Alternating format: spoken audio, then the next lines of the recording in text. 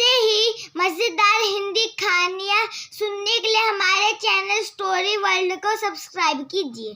उत्तर प्रदेश के एक छोटे से कस्बे बहराइच में विधवा सुमित्रा देवी अपने पुराने 2 मंजिला मकान में अकेली रहती थी।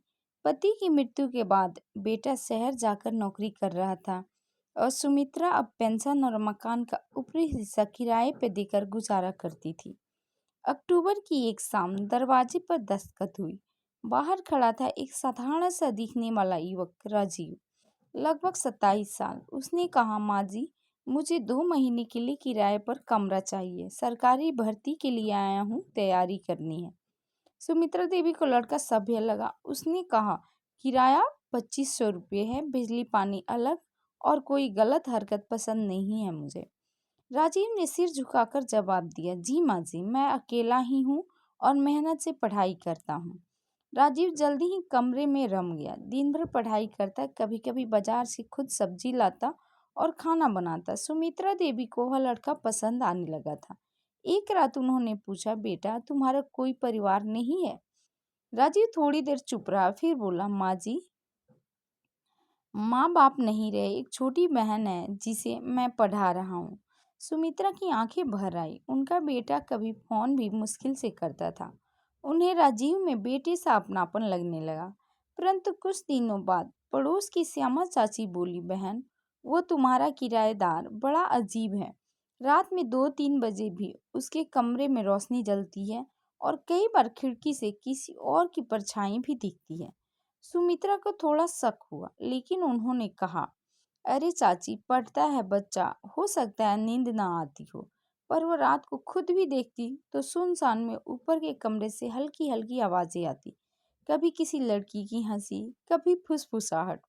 एक रात उन्होंने हिम्मत करके दरवाजा खटखटाया, राजीव, सब ठीक है?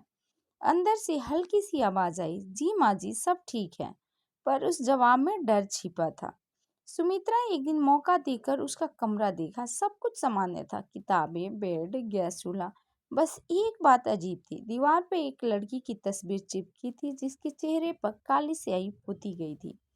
सुमित्रा ने पूछा, ये कौन है? राजीव थोड़ा घबरा गया, फिर बोला, पुरानी बात है माँ जी, छोड़ दीजिए। सुमित्रा चुप रही, लेकिन तस्वीर उन्हें बेचैन कर गई। एक दिन सुमित्रा बाजार गई और लौटते वक्त राजीव एक लड़की के साथ बाइक पर जाता दिखा। वो वही लड़की थी जिसकी तस्वीर उन्होंने कमरे में देखी थी। अगले दिन उन्होंने उसे पूछा, राजीव, कल तुम्हारे साथ कौन थी? राजीव हड़बड़ा गया, बोला, कोई नहीं माँ जी, आप गलतफहमी में हैं। सुमित्रा ने महसूस किया कि कुछ छुपाया जा रहा है। वही रात को राजीव के कमरे से बहुत तेज चीखने की आवाज आई। सुमित्रा दौड़कर ऊपर गई। दरवाजा अंदर से बंद था, चीख बंद हो चुकी थी। उन्होंने चिल्लाकर कहा, राजीव, दरवाजा खोलो। कुछ पल बाद दरवाजा खुला। राजीव पसीने में डूबा था, आंखें लाल, हाथ में कुछ चोट के निशान थे। क्या हुआ? उन्होंने पूछा। राजीव बोला, कुछ नहीं माँ जी, बुरा सपना था। पर कमरे में हल्की सी जली हुई गंध थी, जैसे कोई कागज जलाया गया हो। सुमित्रा ने दूसरे दिन थाने जाकर सब सच बताया। पुलिस ने आकर पूछताछ की, पर कुछ भी पक्का नहीं मिला। उन्होंने कहा, अगर फिर कोई हलचल हो तो तुरंत बताएं।